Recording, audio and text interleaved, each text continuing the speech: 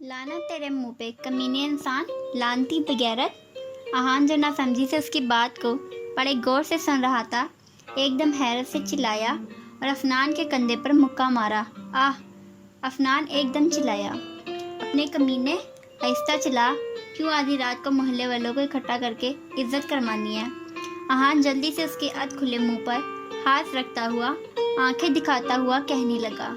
अफनान ने अपने मुंह पर रखे उसके हाथ पर हल्का सा थप्पड़ लगाया तो अहान ने जल्दी से उसके मुंह से हाथ हटाया। तो फिर किसने कहा है फजूल बकवास करने के लिए?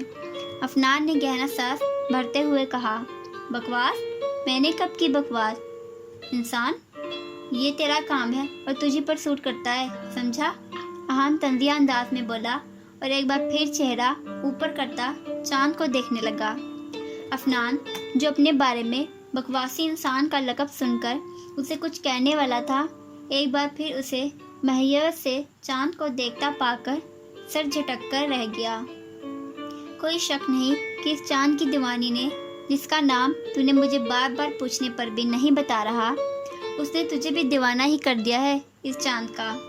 वो कंधे उचका कर कहता वापसी के लिए पलटा ही था जब अहान की वही खोई खोई मध्यम आवाज़ उसके कानों में गूंजी। शायद दीवाना तो किया है उसने, पर इस चांद का नहीं, अपना। उसने मुझे अपना असीर कर लिया है अफनान। और पता है, जब इंसान किसी का असीर हो जाए तो वो फिर चाह कर भी खुद को उस कैद से रिहाई नहीं दिला पाता, क्योंकि असीर मोहब्बत की कैद है और मोहब्बत की कैद से रिहाई तो फिर सिर्फ मौत देती है। ऐसी बहकी बहकी बातें क्यों कर रहा है तू? अफनान फौरन पलटा उसके पास आया। अहान हंसा था, एक तल्ख बेबसी से भरी हंसी। नजरें आसमान पर थीं, पर नम थीं।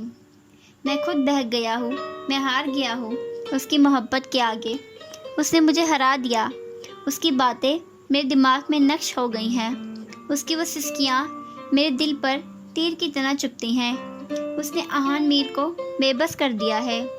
उसकी दुआएं सुन ली अल्लाह ने। अहान के दिल में अल्लाह ने उसके लिए मोहब्बत डाल दी।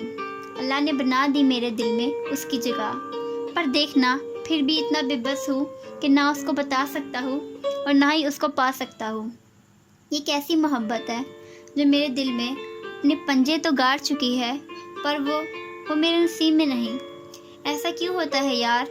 हमें मोहब्बत ही उन लोगों से क्यों होती है जो हमारी ज़िंदगी में तो होते हैं पर हमारे मुकद्दर में नहीं होते? अल्लाह ज़िंदगी में तो ले आता है पर नसीब में क्यों नहीं लिखता? वो सर झुकाए बेबसी से बोला, हुआ क्या है आखिर? बता तो सही, कौन है वो लड़की? क्या मैं उसे जानता हूँ? अफनान मुत्तफिक सा बोला। अहान की बातें उसे परेशान कर गई थी। उसके सवाल पर अहान ने आसमान से नजरें हटाकर उसकी जानिब चेहरा मोड़ा। मोहब्बत हुई है अहान मीर को एक बार फिर, और शायद मैं इतना बदनसीब हूँ कि मेरे नसीब में ना मिनाहिल की मोहब्बत थी और ना ही उसकी है। और रही बात उस लड़की की कि वो कौन है, तो वो एक राज है। उसकी मोहब्बत जो उसका और अल्लाह के बीच का एक राज थी। अल्लाह ने उस राज को मुझ पर आश्कार करके मुझे बता तो दिया कि मिनाहिल के बाद भी कोई है जो मुझसे मोहब्बत करता है, मुझे चाहता है। पर यह बात उसके इल्म में नहीं कि मैं जानता हूँ खुद से जुड़े उसके जज्बात को, और ना ही मैं उसे कभी पता लगने दूंगा कि मैं उसका राज जान गया हूँ। क्योंकि अगर उसे पता चल गया ना कि उसके दिल में छुपे जज्बात जो वो सबसे छुपा कर सिर्फ अल्लाह को बताती है, मैं जान गया हूँ, तो वो कभी मेरे सामने सर नहीं उठा पाएगी। वो पगली मोहब्बत भी करती है और इजहार से भी डरती है। वो हल्का सा हंसते हुए कहता वापस आसमान पर नजरें कर गया और एक गहरा सांस भरकर फिर गोया हुआ। मैं नहीं चाहता कि वो कभी मेरे सामने या किसी के भी सामने ज़रा सा भी शर्मिंदा हो। अहान को उस मासूम लड़की की इज्जत नफ्स और खुददारी अपनी जान से ज़्यादा अजीज़ है। वो मध्यम मुस्कुराहट से बोला था। आंखों में क्षण से सनाया का अक्स आया था। अफनान मुस्कुराता उसका कंधा थपक कर बगैर कुछ कहे दीवार फलांगता वापस चला गया था, जबकि वो आंखें मूंदे کھڑا ثنایا کے عکس کو اپنی آنکھوں میں بسائے بس ایک بار مناہل کے مل جانے کی دعا کر رہا تھا۔ یہ تو طے تھا جب تک مناہل اسے نہ ملتی وہ آگے نہیں بڑھ سکتا تھا۔ چند لمحے وہ وہی کھڑا رہا، پھر کمرے میں جانے کی غرض سے نیچے کی جانب بڑھ گیا۔ وہ لون میں کھڑی اپنے طوطوں کو چوری بنا کر کھلا رہی تھی۔ اسے وہاں آئے آج 12 دن ہو گئے تھے۔ سنان کے ساتھ اس دن کے بعد اس کی کوئی خاص بات چیت نہیں ہوئی تھی۔ اپنے کمرے کی بالکنی میں کھڑا وہ اسے ہی دیکھ رہا تھا، جو آج ہمیشہ سے تھوڑا مختلف لگ رہی تھی، کیونکہ آج اس نے سفید رنگ کا سوٹ زیب تن کیا ہوا تھا۔ سمپل سفید گھٹنوں تک قمیص کے ساتھ سفید ہی ٹراؤزر پہنے ہوئے اس نے مکس شیڈز کے رنگ کا دوپٹہ گلے میں ڈالا ہوا تھا۔ گیلے بالوں کو اس نے کمر پر ہی پھیلایا ہوا تھا۔ وہ مبہوت سا اسے دیکھ رہا تھا۔ اس کے بالوں کو آج پہلی بار اس نے دیکھا تھا، سیاہ کالے بال جو کمر سے بھی تھوڑے نیچے تک آ رہے تھے۔ وہ اسے اپنے دل میں اترتی ہوئی محسوس ہو رہی تھی۔ وہ فوراً اپنی نظروں کا زاویہ بدل گیا۔ تمہیں ابھی کوئی حق نہیں سنان کہ تم اسے اس طرح دیکھو۔ گہرا سانس بھر کر وہ بڑبڑایا۔ وہ بالکنی سے ہٹ گیا۔ اوہ، میلے سونے کو بھوک لگی تھی۔ ثنایا اپنے ہاتھ سے ایک طوطے کے بچے کو چوری کھلاتی ہوئی پیار سے بولی، جبکہ طوطے کا بچہ اپنی آواز میں چہکتا اس کے ہاتھ سے چوری کھا رہا تھا۔ دوسرا بچہ جو کہ طوطی تھی شاید پہلے ہی اپنا پیٹ بھر کر سائڈ پہ جا بیٹھی تھی۔ ان دونوں پر اب مکمل بال آ چکے تھے اور پر بھی کافی بڑے ہو گئے تھے۔ ہاں، آرام سے کھاؤ، وہ ہلکی سی سسکی لیتی جلدی سے ہاتھ پیچھے کر کے طوطے کو ڈپٹتے ہوئے بولی، جس نے شاید کھانے کے چکر میں اس کی انگلی کاٹ لی تھی۔ پیچھے کھڑا سنان اس کے منہ سے طوطے کے لیے خان نام سن کر حیران ہوا۔ یہ کیسا نام ہے؟ وہ ماتھے پر بل ڈال کر سوچتا 2 قدم اور آگے آیا اور ثنایا کے پیچھے کھڑا ہو کر اپنا گلا کھنکارا۔ اپنے پیچھے سنان کی آواز سن کر وہ فوراً پلٹی اور ہاتھ میں پکڑی پلیٹ کو زمین پر رکھتی جلدی سے سر پر دوپٹہ اوڑھ گئی۔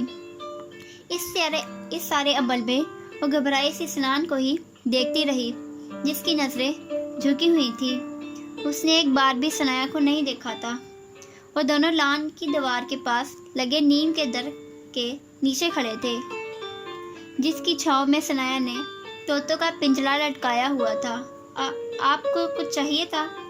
وہ لہجے کو نارمل بناتی اس سے مخاطب ہوئی، جس نے اب جا کر نظریں اس کی جانب اٹھائی تھیں۔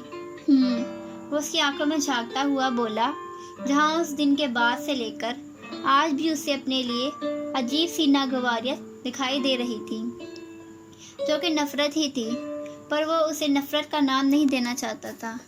کیا چاہیے؟ اس نے چہرہ دوسری جانب موڑ کر کہا۔ وہ میری پیاری سی کزن مجھ سے ناراض ہے، اس کو منانا ہے۔ کوئی ٹرک بتا دو اس کو منانے کی، پلیز، معصوم سے سورہ بنا کر کہتا ثنایا سے 2 قدم کے فاصلے پر آ کر رکا۔ اس کی بات کا مطلب سمجھتی ثنایا ایک نظر اس کے معصوم سے چہرے کو دیکھتی واپس نظروں کا زاویہ سامنے کی طرف کر گئی۔ مجھے نہیں پتا اور نہ ہی مجھے کسی کو منانے کی ٹرکس آتی ہیں، اور ناگواری سے کہتی وہاں سے جانے ہی لگی تھی جب سنان نے اس کے سامنے آ کر اس کا راستہ روکا۔ میرے راستے سے ہٹیں، اب کی بار وہ سخت آواز میں بولی، پر وہ ڈھیٹ بنا وہیں کھڑا اس کے چہرے کو ہی دیکھتا رہا، جہاں غصہ بڑھتا ہی جا رہا تھا۔ ثنایا کو اس کا خود کو یوں دیکھنا بہت ہی برا لگ رہا تھا، اس لیے دانتوں پر دانت جماتی اپنے دائیں طرف موجود پودوں کو دیکھنے لگی، جبکہ اب کی بار سنان کے دل کو کچھ ہوا تھا۔